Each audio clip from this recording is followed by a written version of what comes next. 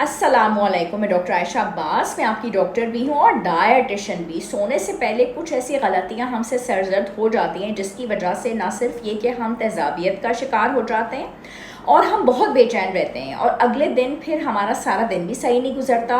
वज़न की शिकायत तो होती है, लेकिन वो कुछ ऐसी मिस्टेक्स होती हैं। आज हम उन मिस्टेक्स के बारे में कुछ अच्छी सी डिस्कशन कर लेते हैं ताकि आइंदा वो ना हो।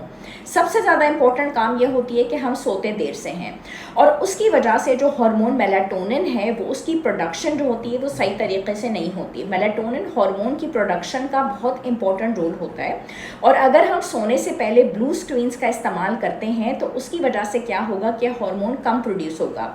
अगर ये हार्मोन कम प्रोड्यूस होता है तो उसकी वजह से हमें मज़ीद कब्ज़ की शिकायत होती है और कब्ज़ की शिकायत का आपको पता है कि वज़न से कितना ज़्यादा गहरा ताल्लुक होता है, ताकि it is almost directly proportional.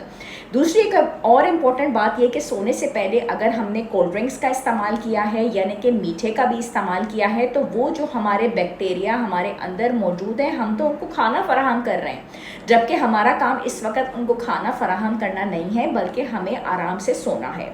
सोने का एक प्रॉपर टाइम बनाना यानी कि खाना ख़त्म करना और 2 घंटे के बाद सोना, ये बहुत ज़्यादा ज़रूरी है आंतों की सेहत के लिए। अगर आंतें सही तरीके से सेहतमंद नहीं होंगी, अपने डाइजेशन का प्रोसेस सही तरीके से नहीं करेंगी तो फिर हमें एसिडिटी ही रहेगी। कुछ लोगों का जो सोने का तरीक़ाकार होता है वो सही नहीं होता, यानी कि पेट के बल सोना। तो वो जो सोने की पोजीशन होती है या फिर वो तकिए को बिल्कुल पिलो को बिल्कुल गुड़िया की तरह से लेके सोना शुरू कर देते हैं और उसकी वजह से आप ये समझें कि एक लाइन में आ जाते हैं उनके मैदे और वो जो डाइजेशन का सही काम होता है वो सही नहीं होता। आपके आंतों के ऊपर एक मनफी असरात उसके बहुत ज़्यादा हो जाते हैं, उसकी वजह से बहुत ज़्यादा हार्ट बर्न हो जाता है और उसकी वजह से एसिडिटी हो जाती है। ठीक है, तो कोल्ड ड्रिंक्स के बारे में हमने बताया, मीठे के बारे में बताया, टाइम के बारे में आपको बताया, ब्लू स्क्रीन्स के बारे में आपको बताया। और दूसरी एक और इम्पॉर्टेंट बात यह है कि जैसे कि आंतों का काम है कि फूड को बहुत अच्छे तरीके से डाइजेस्ट कर सकें और इस सारे काम के लिए उनको बहुत मेहनत करना पड़ती है, तो आपने एटलीस्ट उनको इतना टाइम तो देना है कि खाना खाने के बाद कम से कम आप उनको 2 घंटे का टाइम दे सकें, वरना आपको एसिडिटी होगी। एक और इम्पॉर्टेंट काम जो आपको करना होता है वो होता है माहौल बनाना। कुछ लोग सही तरीके से सोने का माहौल ही नहीं बना पाते। जैसे कि आपके घरों में अगर आपने बच्चे होते हैं और उनको सुबह स्कूल जाना होता है तो माएँ उनको सोने का माहौल बना के देती हैं कि चलो बेटा 9 बज गए, 8 बज गए, अब सोने का टाइम हो गया, बिस्तर साफ़ सुथरा करो, पर्दे डालो, अंधेरा करो। इसी तरीके से बड़ों को भी एक सोने का माहौल चाहिए होता है। ठीक है, तो आपने कमरा साफ़ सुथरा रखना है, जिस कमरे में आपको सोना है वहाँ पर आपको पूरा वक्त नहीं बैठना, बाहर बैठिए। बिस्तर चादरें साफ़ सुथरी हो, स्प्रे सही से हुआ हो, मच्छर ना हो, डार्कनेस हो, ताकि वो सही माहौल बनेगा, तभी आपको सही तरीके से नींद आ सकेगी।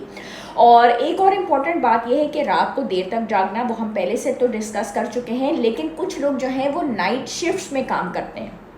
उनकी ड्यूटी ही ऐसी है कि वो ये कहते हैं कि डॉक्टर आयशा हमारा डाइट प्लान भी आपने इसी तरीके से डिज़ाइन करना है कि रात के टाइम पे हमारा नाश्ता होता है, सुबह के टाइम पे नहीं होता। देखिए, रोज़ी रोटी के लिए ही सब इंसान लगे हुए हैं।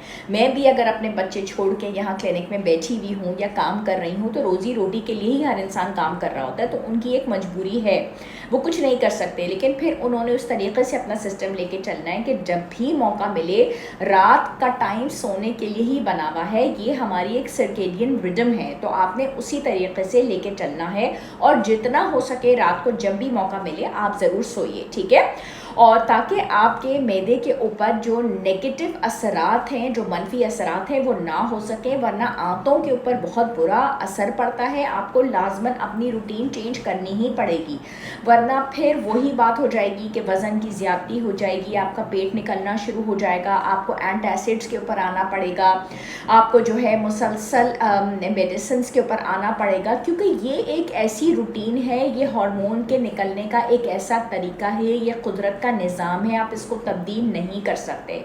और अगर आप रात को सो भी रहे हैं लेकिन आप लेट नाइट को सो रहे हैं, जब सूरज ढल चुका है, जब मगरिब हो चुकी है, जब परिंदे अपने आशियाने की तरफ लौट गए हैं, तो भी आपको लौट कर अपने घर जाना है, सही तरीके से सही टाइम पे ही सोना है।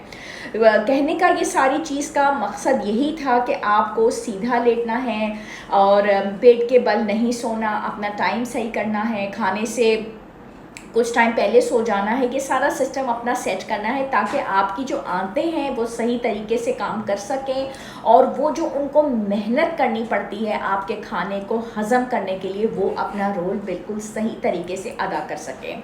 मेरे सारे क्लिनिक्स जो हैं वो कराची में होते हैं और 3 दिन मैं क्लिफ्टन डॉक्टर्स प्लाजा 2 तलवार पे होती हूँ, 3 दिन बहादुराबाद पे होती हूँ। छुट्टी मैं करती नहीं हूँ, मैंने कोविड में भी कभी छुट्टी नहीं की।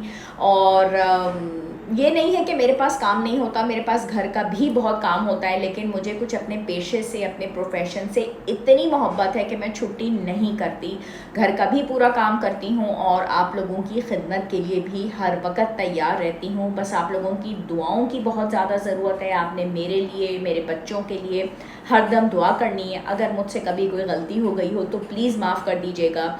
हाँ, मेरी नाक जैसी है, मेरे बाल जैसे हैं, मैं जैसी हूँ, मुझे अल्लाह ताला ने बनाया है। बस मैं इस दुनिया में जिस मकसद के लिए आई हूँ, मैं अपने पूरी मेहनत के साथ अपना काम अंजाम देती हूँ।